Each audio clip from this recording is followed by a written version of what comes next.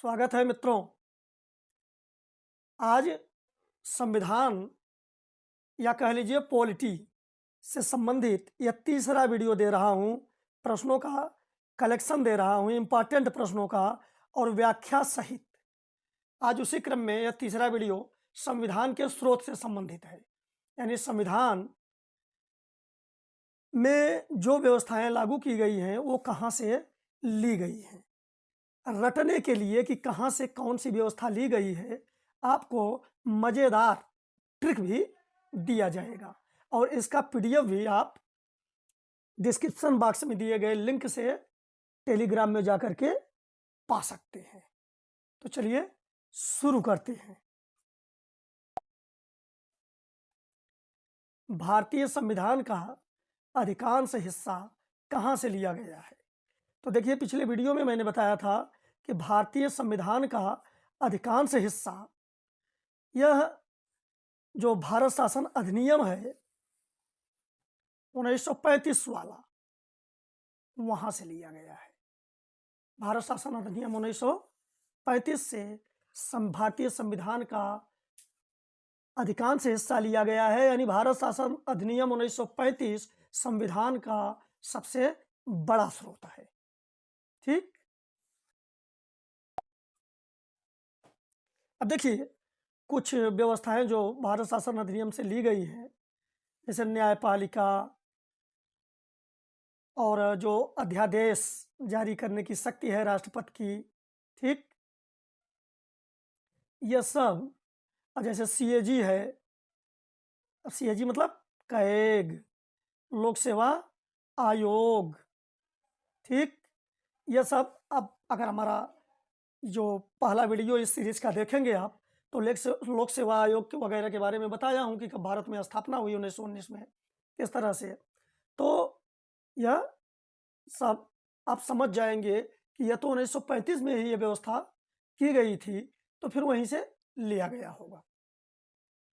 जब आप यह जानते रहेंगे कि यह तो भारत में व्यवस्था पहले से हो चुकी है, तो निश्चित है कि उसका स्रोत भी वही होगा। और देखिए, जैसे प्रशासनिक व्यवस्था, अब चूंकि अंग्रेज अपनी प्रशासनिक व्यवस्था पहले ही बना चुके थे, तो ये कुछ चीज़ें हैं, सारी चीज़ें नहीं बताई जा सकती। ये भारत शासन अधिनियम 1935 से ली गई है।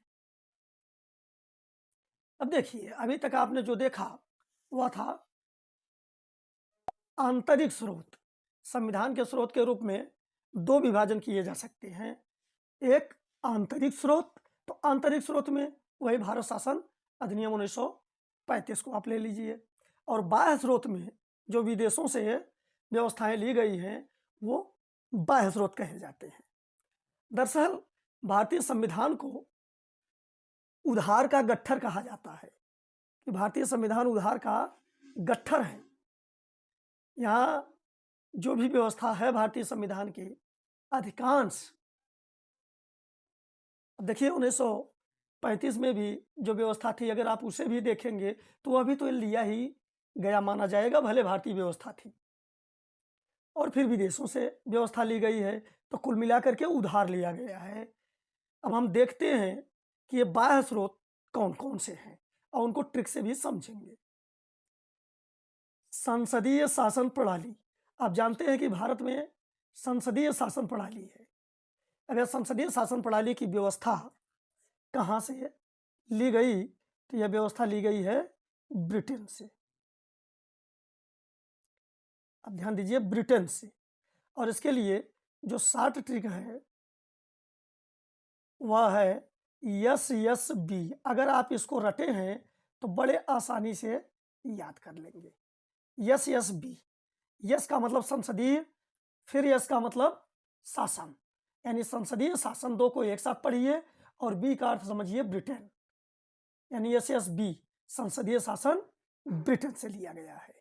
ठीक, आगे बढ़ते हैं। गणतंत्रात्मक व्यवस्था कहाँ से ली गई? आप ध्यान दीजिए, भारत एक गणतंत्र है, गणतंत्रात्मक देश है। और यहां भी बता दूं कि गणतंत्र कहते किसको हैं? गणतंत्र कहते हैं उस राज्य को जिसका प्रमुख प्रत्यक्ष या अप्रत्यक्ष रूप से जनता द्वारा निर्वाचित हो। तो हमारे यहाँ राष्ट्रपति देश का प्रमुख होता है और वह अप्रत्यक्ष रूप से जनता द्वारा निर्वाचित होता है, इसलिए भारत एक गणतंत्र है। ठीक, तो ये जो गणतंत्रात्मक व्यवस्था है यह फ्रांस से आया है। इसके लिए जो शॉर्ट ट्रिक है वह और मजेदार है, GF गणतंत्रात्मक, जी से गणतंत्रात्मक व्यवस्था, एफ से फ्रांस। अब GF से आपको गर्लफ्रेंड भी याद आती होगी, तब तो बहुत बढ़िया हुआ, याद करने में और मजा आ गया कि GF गर्लफ्रेंड, GF गणतंत्रात्मक व्यवस्था फ्रॉम फ्रांस। ठीक, और वैसे भी GF की व्यवस्था गणतंत्रात्मक देश में ही चलती है, और देशों में तो चमड़ी निकोल लेंगे। चलिए आगे चलते हैं। संघ व राज्यों के बीच शक्तियों का बंटवारा। अब आप देखिए इसका मतलब आप क्या समझते हैं, संघ व राज्यों के बीच शक्तियों का बंटवारा। अब अगर आप पिछला वीडियो देखे होंगे तो उसमें आपको समझ में आया होगा, संघ और राज्यों के बीच शक्ति का विभाजन किया गया है, यानी विषयों को बांटा गया है कि किन विषयों पर राज्य कानून बना सकती है, किन विषयों पे संघ सरकार यानी केंद्र सरकार बनाएगी। ठीक, ये जो व्यवस्था ली गई है वह कहाँ से ली गई है, कनाडा से। संघ और राज्यों के बीच शक्तियों का बंटवारा कर दिया गया है। अब इसके लिए एक शॉर्ट ट्रिक आप रटिए, सड़क। अरे सड़क आप जानते हैं, सरकना। ऐसे ऐसे शब्द लाया हूं जिनका अर्थ है, जैसे मुकर बताया था, मुकरना आप जानते हैं, इनकार कर देना, मुकरना, तो याद हो जाएंगे। सड़क, अब सड़क तो आप जानते हैं, सर की जो सर से धीरे धीरे खिसकना, सरकना। तो अब सर, अब स का अर्थ आप ले लीजिए संघ और र का अर्थ लीजिए राज्य, दो आ जाएंगे। तो संघ राज्य जब आप जाएंगे संघ व राज्य, तो उतना अर्थ आप समझ लीजिए कि संघ और राज्यों के बीच शक्ति का विभाजन। और क का मतलब ले लीजिए कनाडा से, क का अर्थ ले लीजिए कनाडा से। मूल अधिकार, फंडामेंटल राइट, ये फंडामेंटल राइट्स संयुक्त राज्य अमेरिका से लिए गए हैं, संयुक्त राज्य अमेरिका के संवैधानिक व्यवस्था से। मूल अधिकार, ये इंपॉर्टेंट टॉपिक है। अब इसको आप कैसे रट सकते हैं, इसको माँ से रट सकते हैं, MAA। अब इसका क्या मतलब हुआ, इसमें आप MA जो शुरू के दो अक्षर हैं उसको मूल अधिकार समझिए, M से मूल, A से अधिकार, और जो अंतिम वाला ये है इसे आप अमेरिका समझिए, यानी संयुक्त राज्य अमेरिका, माँ। अब माँ याद किए हैं तो मूल अधिकार संयुक्त राज्य अमेरिका से। नेक्स्ट, मूल कर्तव्य। अब आप ध्यान दीजिए, मूल कर्तव्य कहाँ से लिया गया है, पूर्व जो सोवियत संघ रूस था उसकी व्यवस्था से। अब आप इसका सात्विक देखेंगे तो थोड़ा सा यहाँ आप हिंदी में इसको बताया हूँ, मुकर।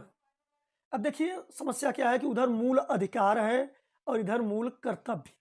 तो मूल अधिकार का तो हमने माँ बता दिया, मूल अधिकार अमेरिका।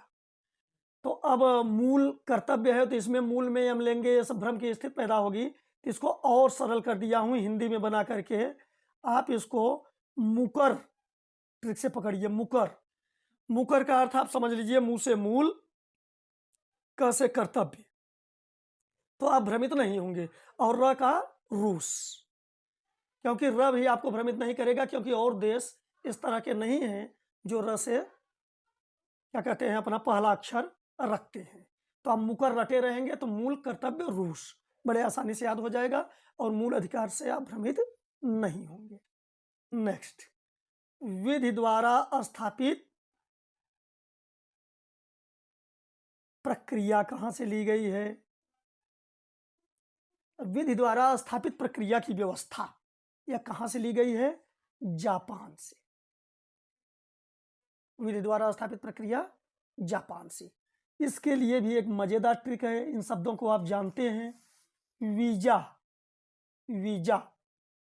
तो वी का अर्थ आप समझ लीजिए विधि, क्योंकि ऐसे कोई भी शब्द नहीं है जो इससे शुरू हुए हैं, इसलिए आप कंफ्यूज नहीं होंगे कि वी है तो विधि द्वारा स्थापित प्रक्रिया से ही मतलब है। ठीक, और जा, जापान, जा का अर्थ ले लेंगे जापान, यानी विधि द्वारा स्थापित प्रक्रिया की व्यवस्था जापान से की गई है। आपातकाल में मूल अधिकारों का निलंबन। आपातकाल में मूल अधिकारों का निलंबन यह कहाँ से लिया गया है? जर्मनी से।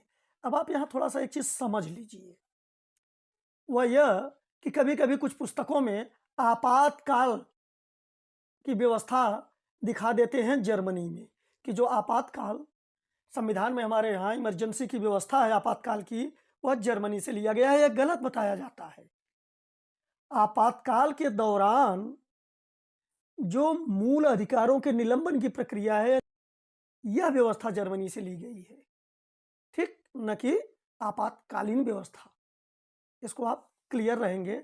अब एक ट्रिक से समझेंगे इसको। ट्रिक भी बहुत मज़ेदार है।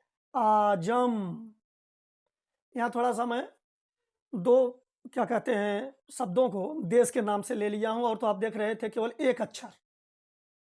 यहाँ मैं दो अक्षरों को मिला करके देश के नाम से ले लिया हूँ, बाकी तो आप देख रहे थे कि एक अक्षर देश को बताता था और दो अक्षर व्यवस्था के नाम के लिए यूज करता था। यहाँ आ है तो आ से और कुछ शुरू नहीं है, तो आप समझ लेंगे आपातकालीन। लेकिन आपातकालीन व्यवस्था जो है वो भारत शासन अधिनियम 1935 से ली गई है, और आपातकाल के दौरान जो मूल अधिकारों के निलंबन की व्यवस्था है वह जर्मनी से। तो हमने यहाँ जम ले लिया, तो जम का अर्थ आप निकाल लेंगे जर्मनी। आजम यानी आपातकाल में मूल अधिकारों के निलंबन की व्यवस्था जर्मनी से ली गई है, ठीक। राज्य के नीति निर्देशक सिद्धांत।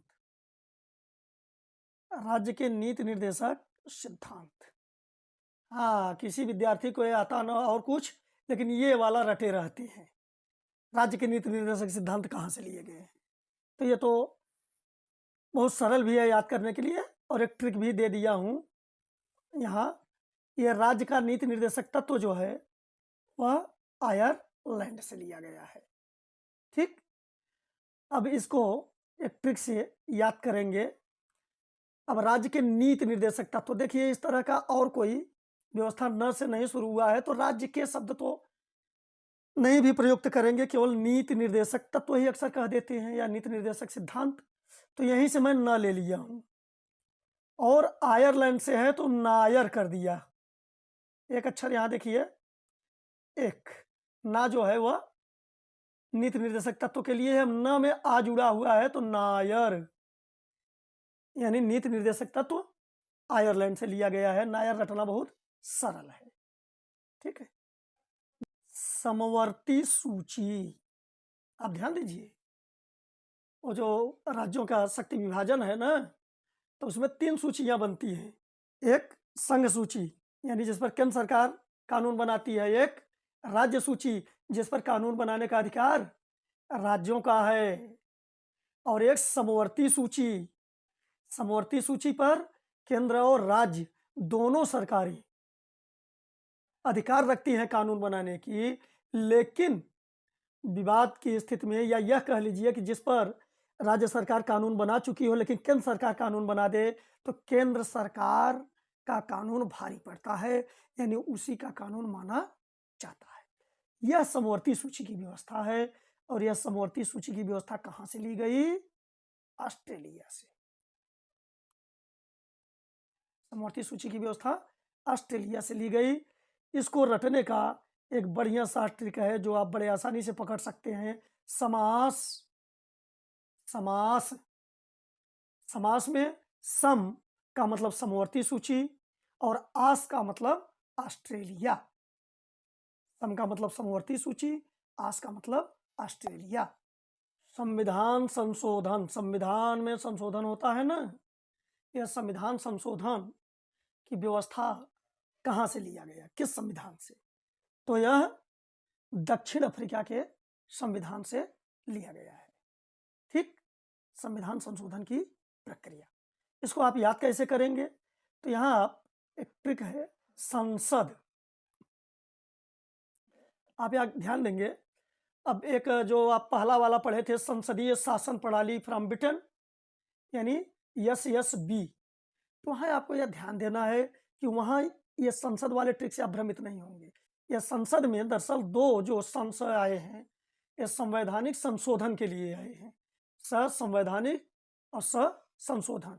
और द का अर्थ हुआ, आप देखते हैं कि अंतिम वाले को मैं देश के लिए ले रहा हूं अंतिम अक्षर, तो द का अर्थ आप दक्षिण अफ्रीका समझेंगे कि दक्षिण अफ्रीका से लिया गया है संसद।